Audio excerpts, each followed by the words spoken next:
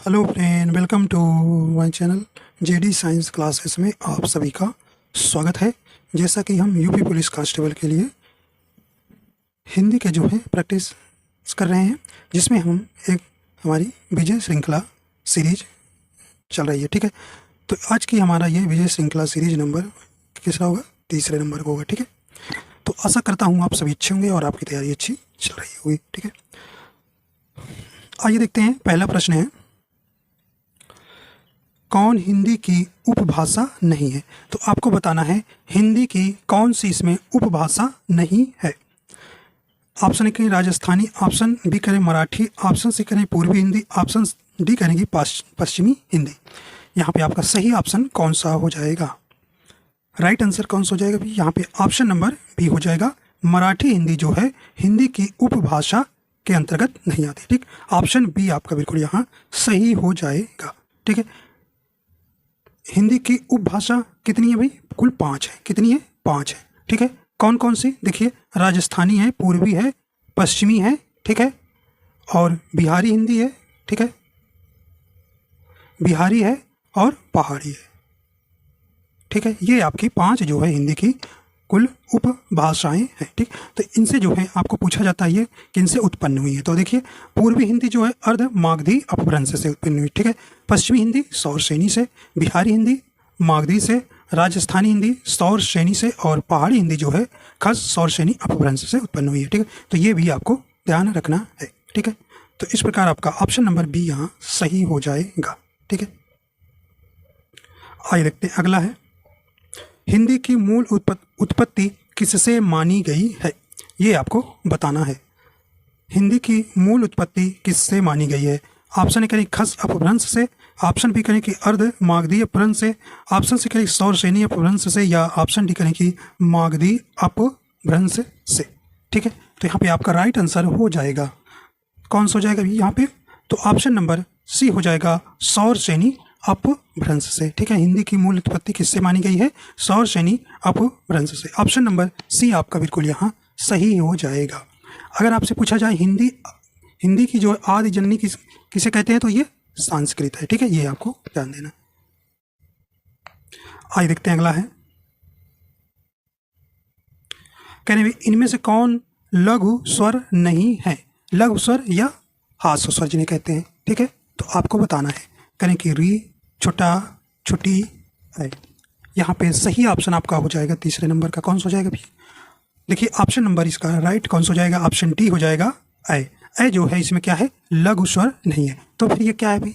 ये क्या है? ये आपका किसके अंतर्गत आएगा? ये दीर्घ स्वर के अंतर्गत आएगा। तो देखिए, हास्य स्वर या लघु स्वर कितने होते हैं? 4 होते हैं। ठीक है, कौन कौन से? छोटा, छोटी ई, छोटा ऊ और री। ठीक है, और आपको अगर पूछ लिया दीर्घ स्वर कितने हैं, ये आप जानते हैं 7 होते हैं। कौन कौन से? बड़ा आ, बड़ी ई, बड़ा ऊ, ए, ऐ, ओ, औ। ठीक है, ये जो है आपके 7 जो हैं दीर्घ स्वर होते हैं। ठीक है, ये आपको बिल्कुल यहाँ ध्यान रखना है। और स्वरों की संख्या आप जानते हैं कितने हैं? 11। ठीक है, तो ये 7 4 11 हो जाएंगे। ठीक है, तो इस प्रकार आपका ऑप्शन नंबर यहाँ डी हो जाएगा। ठीक है, आइए देखते हैं। अगला है, अगला प्रश्न करें, निम्न में संयुक्त स्वर कौन सा है? यहाँ पे आपको बताना है संयुक्त स्वर कौन सा है। तो संयुक्त स्वर कितने होते हैं भाई? यहाँ पे आपको 4 होते हैं। ठीक है, संयुक्त स्वर कितने होते हैं? 4 होते हैं। कौन कौन से होते हैं? ए, ऐ, ओ और औ। ठीक है, ये जो है आपके 4 जो हैं संयुक्त स्वर होते हैं। ठीक है, तो इस प्रकार आपका कौन सा यहाँ राइट हो जाएगा? सही ऑप्शन कौन सा हो जाएगा भाई? तो ऑप्शन नंबर सी यहाँ पे सही हो जाएगा। और जो है आपका कैसा है? ये संयुक्त स्वर है। ठीक है, आइए देखते हैं। अगला है, स्पर्श व्यंजन, कंठ ध्वनि, अघोष और महाप्राण ध्वनि इनमें से कौन है? आपको बताना है। जो स्पर्श व्यंजन जानते हैं, स्पर्श व्यंजन कहाँ से लेकर कहाँ तक होता है? माँ तक। कुल कितने होते हैं? 25। ठीक है, ठीक है भाई। तो देखिए, ये सब जो है आपके स्पर्श व्यंजन में आएंगे। ठीक है। अब कंठ देखते हैं, कंठ में भी ये सब आपके आएंगे, ठीक है। और अघोष, अघोष देखो, अघोष आपको पहचानना है। अघोष के अंतर्गत आपको हमने बताया अघोष व्यंजन हर वर्ग का पहला दूसरा, ठीक है, पहला और दूसरा हर वर्ग का। तो भाई देखिए पहला में आपका कौन कौन आ रहा है, दूसरा में देखिए खा आ रहा है और का आ रहा है, ठीक है। अब देखिए आपको महाप्राण पहचानना है, ठीक है। महाप्राण में, महाप्राण के अंतर्गत कौन सा आता है, प्रत्येक वर्ग का दूसरा और चौथा महाप्राण के अंतर्गत आता है। तो भाई दूसरा देखिए कौन सा आता है, देखिए का तो पहला वर्ग है, दूसरा खाता। इस प्रकार आपका राइट आंसर ए नंबर सही हो जाएगा। इसमें आपको सब पूछ लिया गया था, स्पर्श व्यंजन बताना है, कंठ ध्वनि, अघोष और महाप्राण ये किसके अंतर्गत आता है। तो ऑप्शन ए आपका बिल्कुल सही हो जाएगा। खा जो है वर्ण, स्पर्श व्यंजन, कंठ ध्वनि, अघोष और महाप्राण ध्वनि है, ठीक है। कंठ में आपका जानते हैं का वर्ग आता है, ठीक है। आइए देखते हैं अगला है, कह रहे हैं कि रचना या बनावट के आधार पर शब्द के कितने भेद होते हैं, ये आपको बताना है। राइट आंसर आपका कौन सा हो जाएगा, करें 4, 3, 5, 2। सही ऑप्शन आपका यहां हो जाएगा, रचना या बनावट के आधार पर शब्द के भेद आपको बताना है। तो कितने होते हैं, ऑप्शन बी सही हो जाएगा, 3 होते हैं। कौन कौन से, योग ऋण शब्द, ऋण शब्द और यौगिक शब्द, ठीक है। तो इस प्रकार आपका बी नंबर सही हो जाएगा। यौगिक शब्द क्या होता है, दो सार्थक शब्दों के मेल से बनने वाले वे शब्द जो अपने समान अर्थ को छोड़कर विशेष अर्थ का बोध कराते हैं, उन्हें क्या कहते हैं, योग ऋण शब्द कहते हैं, ठीक है। तो योग ऋण शब्द की परिभाषा है, तो योग ऋण शब्द क्या है, दो सार्थक शब्दों के मेल से बनने वाले वे शब्द जो अपने समान अर्थ को छोड़कर विशेष अर्थ का बोध कराते हैं, उन्हें हम योग ऋण शब्द कहते हैं जी, ठीक है। जैसे महावीर, ठीक है, पंकज, ठीक है, पंकज, पंक मतलब कीचड़, जा मतलब से जन्म लिया, मतलब कमल का फूल, ठीक है। तो ये आपका योग ऋण हो गया। ऋण शब्द वे शब्द जिनके खंड निरर्थक होते हैं, जैसे घर हो गया, रात हो गया, दिन हो गया। आप इनको अलग अलग करेंगे तो इनका कोई अर्थ नहीं निकलेगा, ठीक है, उसी को ऋण शब्द कहते हैं। यौगिक शब्द क्या होता है भाई, शाब्दिक अर्थ है मेल से बना शब्द। यौगिक शब्द के कभी एक खंड और कभी दोनों खंड क्या होते हैं, सार्थक होते हैं, ठीक है। तो इस प्रकार आपका 20 सही हो जाएगा। अगला है, करें कि योग ऋण शब्द कौन सा है, करें पंकज, हिमालय, घर, आज। देखिए हिमालय ये यौगिक शब्द है, घर क्या है भाई, ऋण शब्द है, आज भी ऋण शब्द है। तो ये पंकज, ऑप्शन नंबर ए आपका बिल्कुल सही हो जाएगा। पंकज जो है आपका कैसा है, ये योग ऋण शब्द है। योग ऋण शब्द क्या होता है भाई, अभी आपको बताया गया, या जो है दो सार्थक शब्दों के मेल से बनने वाले वे शब्द जो अपने समान अर्थ को छोड़कर विशेष अर्थ का बोध कराते हैं, उन्हें योग ऋण शब्द कहते हैं, ठीक है। अगला देखते हैं, करें कि रसोइया में प्रत्यय है।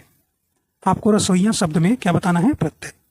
करें या बड़ा या रस। सही ऑप्शन आपका यहाँ हो जाएगा, तो ऑप्शन नंबर बी हो जाएगा, या प्रत्यय, ठीक है। तो ऑप्शन बी सही हो जाएगा, ठीक है। प्रत्यय जो है मूल शब्द के बाद में लगता है। अगला देखते हैं, निम्न में कौन सा लुटेरा शब्द में प्रत्यय प्रयुक्त है, करें बड़ा, एरा, इरा या रा। सही ऑप्शन हो जाएगा लुटेरा, तो ऑप्शन नंबर सही हो जाएगा बी नंबर, ठीक है, एरा प्रत्यय। अगला है, करें सेना, दल, सभा और कक्षा आदि शब्द कौन सी संज्ञा का बोध कराते हैं, या, ठीक है। तो यहाँ आपको ये बताना है, ठीक है। राइट आंसर आपका यहाँ हो जाएगा, करें भाववाचक, जातिवाचक, समूहवाचक या व्यक्तिवाचक। देखिए भाववाचक संज्ञा आप जानते हैं भी, जिन संज्ञा शब्दों से व्यक्ति या वस्तु के गुण, धर्म, दशा आदि का बोध होता है उसे भाववाचक संज्ञा कहते हैं। तो ये आपका नहीं है भी। जातिवाचक संज्ञा, जिस संज्ञा शब्द से एक ही प्रकार की वस्तुओं अथवा व्यक्तियों का बोध हो, उन्हें हम जातिवाचक संज्ञा कहते हैं। जैसे लड़का, वकील, नदी, मनुष्य, कुत्ता, गाय, राज्यपाल, ज्वालामुखी, ये जाति के अंतर्गत आएगा, तो ये भी नहीं है, ठीक है।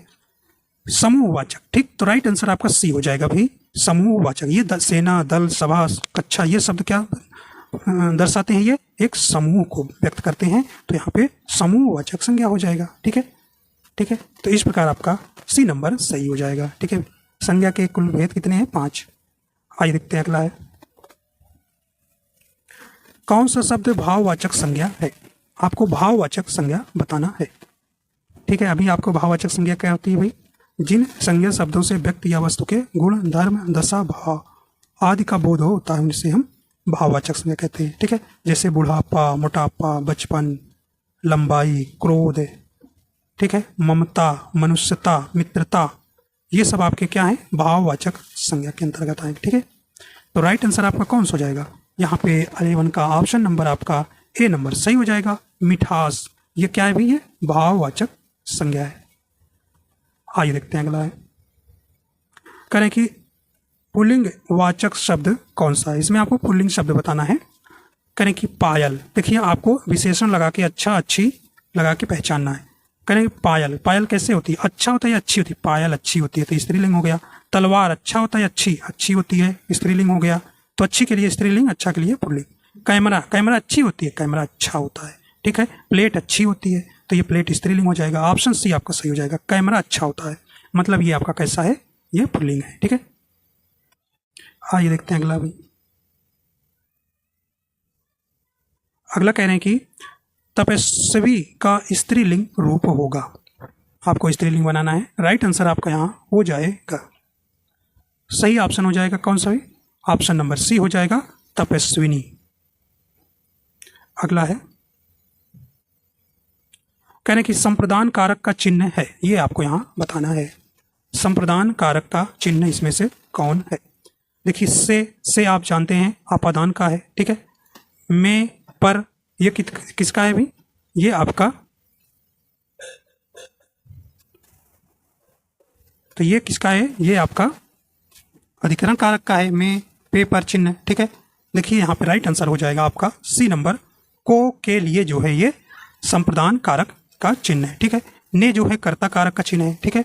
तो ये आपका ऑप्शन नंबर सी यहाँ पे सही हो जाएगा, ठीक है।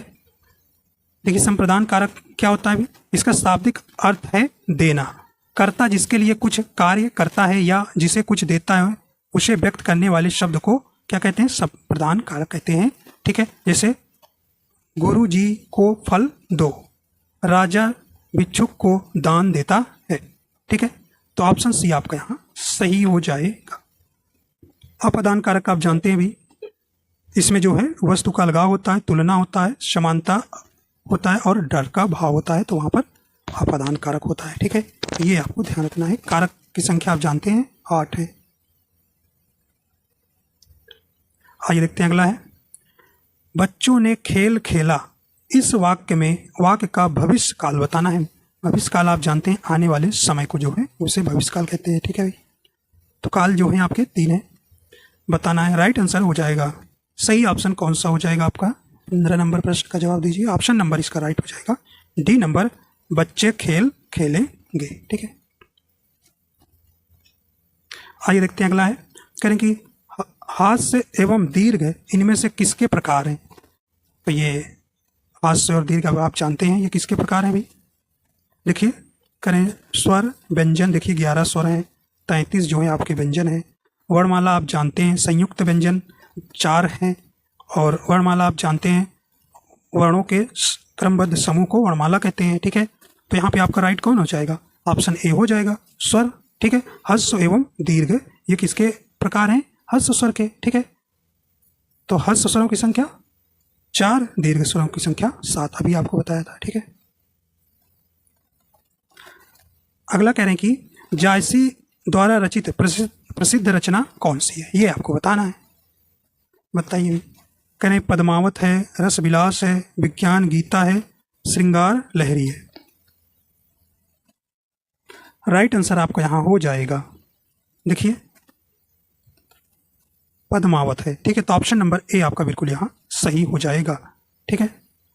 रस विलास किसकी रचना है भाई? चिंतामणि की है, ठीक है। विज्ञान गीता केशवदास की है, और देखिए श्रृंगार मंजरी है, तो यहाँ पे श्रृंगार मंजरी ध्यान रखिएगा ये केशवदास की है, ठीक है। ऑप्शन नंबर ए आपका बिल्कुल यहाँ सही हो जाएगा।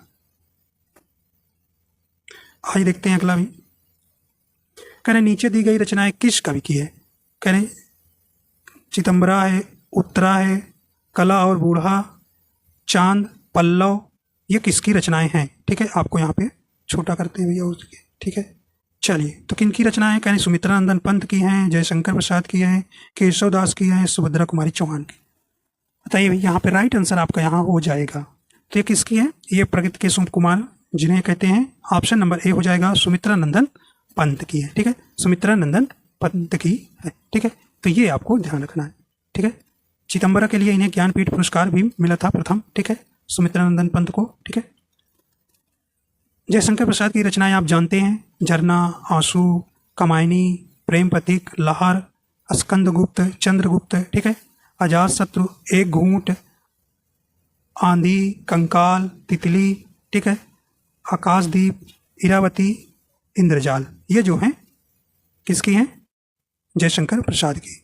और इनकी एक ध्रुव स्वामिनी अंतिम जो है नाटक था। ठीक है, और प्रथम क्या था? सज्जन। ठीक है भाई, तो ये आपको ध्यान रखना। सुभद्रा कुमारी चौहान को लिखिए, वीरों का कैसा हो, वसंत, बिखरे मोती, इनकी रचना है। और ये झांसी की रानी कविता किससे ये बहुत प्रसिद्ध हुई थी। ठीक है, सुभद्रा कुमारी चौहान। ठीक है, ये आपको ध्यान रखना है। आइए देखते हैं, अगला है, भारत दुर्दशा किस प्रसिद्ध लेखक द्वारा रचित उपन्यास है? ये आपको बताना है। राइट आंसर हो जाएगा ऑप्शन नंबर डी हो जाएगा, Bharatendu Harishchandra.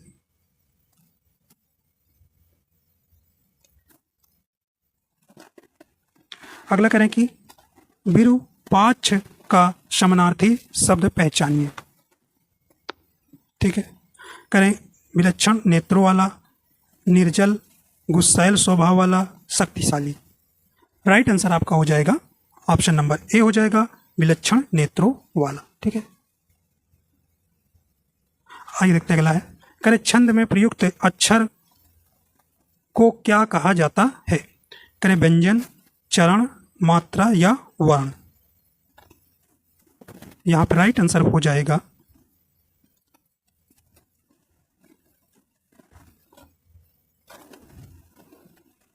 Option number C हो जाएगा, मात्रा।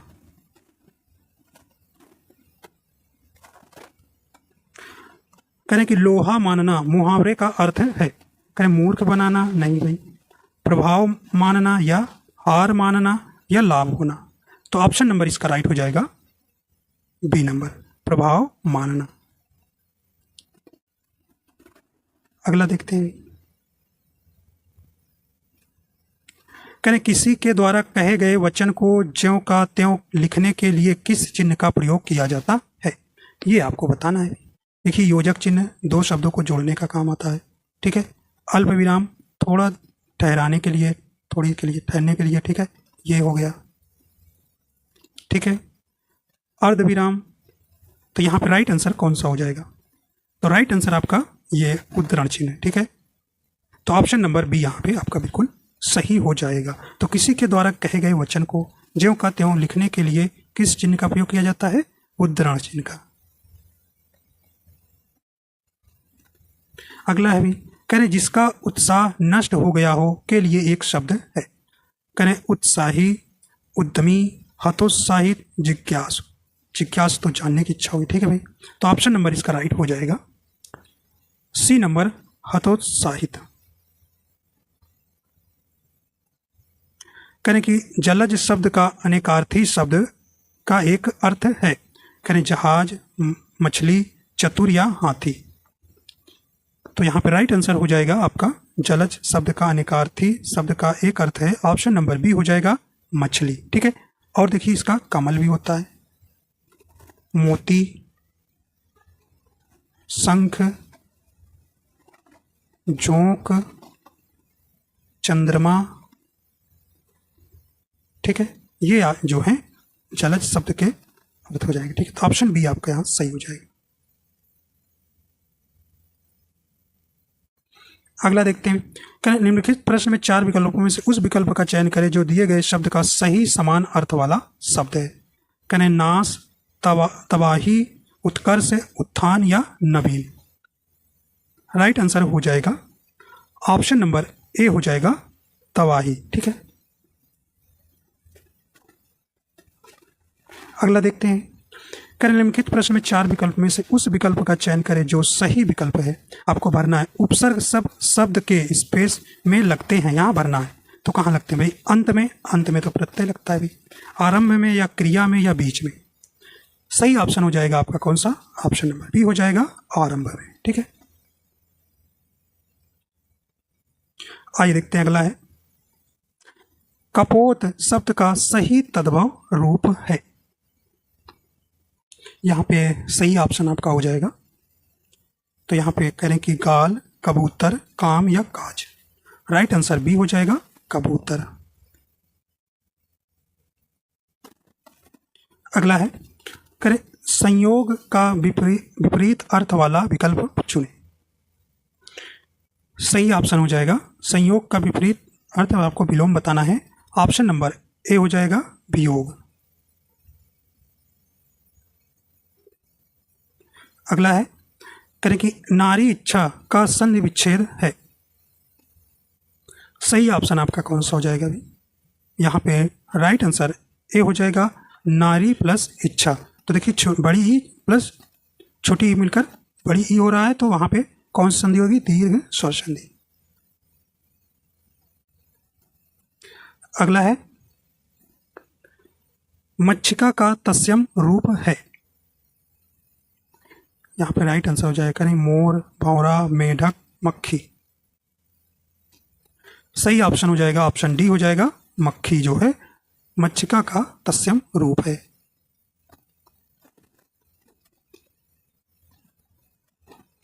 अगला देखते हैं, करें कि घाट घाट का पानी पीना। मुहावरे का अर्थ है, करें प्यास बुझाने, खुशी मनाना, लज्जित होना या बहुत अनुभवी होना। यहाँ पे सही ऑप्शन आपका कौन सा हो जाएगा? तो ऑप्शन नंबर इसका डी हो जाएगा, बहुत अनुभवी होना। ठीक है, अगला करें कि नित नाव लीला ललित ठान गोलोक मजिर में रमत राधिका संग रास रंग रुधिर में कौन सा छंद है। तो ये आपको यहाँ पर बताना है। राइट आंसर आपका यहाँ हो जाएगा। ठीक है, यहाँ पे सही ऑप्शन आपका यहाँ हो जाएगा।